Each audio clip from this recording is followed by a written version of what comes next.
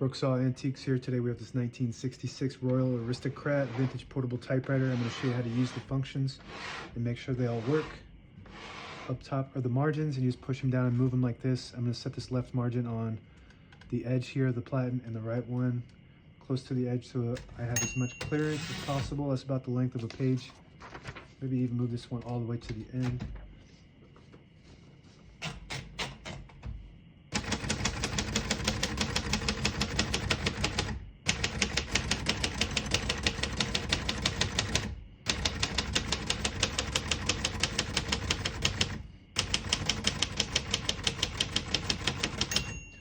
Once you hear the bell, you're at the end of the margin. You hit this line space, gets it back to the beginning, and skips 1 or 2 spaces. Right now we have it on single, but if you want double, you just flip that switch forward, it skips 2.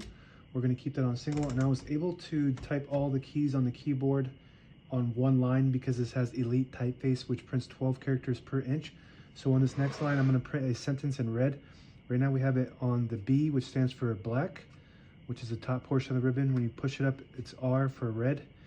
And that prints the bottom portion of the ribbon. If you push it all the way down, there's an S for stencil, which doesn't print any ink at all. It just leaves an indentation or a stencil for copying purposes. We're going to use the red option now.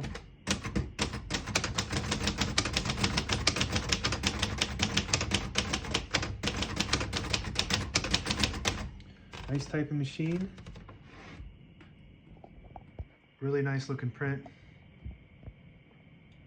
And it's got that nice blue color. Really fun and easy to use. Popular machine. To pull the page out easy, there's a switch on the right side here. You flip it forward and it unlocks the rollers underneath the platen, allowing you to pull the page out easy or load thicker paper like carbon copy or cardstock. Make sure you flip that back before you load the next page or else it won't load correctly. Shift on each side and shift lock on the left. To clear that, just hit the shift button again. Backspace above that. Touch control to the left of that. Low, medium, and high. The higher you go, the more tension there is when you hit the keys. You do have to hit them a little harder for them to print, but they respond faster.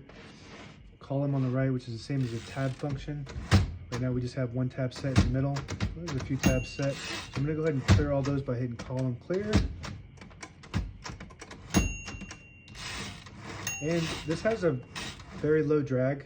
So when you hit that column button, it slams to the end, causing wear and tear in the typewriter. So I always like to set a tab somewhere in the middle. So I'm just going to hit the magic column set to set that tab, and it stops at that spot. That works good. We're going to keep one right there. When you open the top spool cover, you want to be careful not to bend it. If it bends out of shape, it will, you'll accidentally hit the edges with the keys. So you just want to make sure you're careful with that. And if you do bend it out of shape, you can bend it back. It's pretty easy. All the brand new ribbon is loaded on this. Actually, it's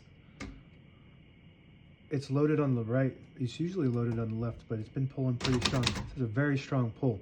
But if you want to switch that direction, you just flip this is a ribbon guide. You just flip it to the opposite direction. And now we're pulling in this direction. We're going to keep it in that direction.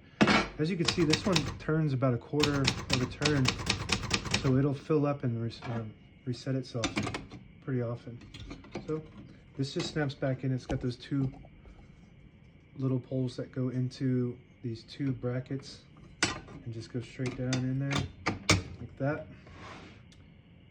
And margin release on the right side of the keyboard here. When you get to the end of the margin, it blocks you from printing. You hit that margin release, it allows you to go all the way to the end.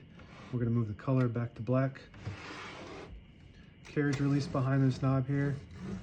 Very smooth. And another one on the left side here, very smooth as well. And this little button on the end of the knob here, if you push it in.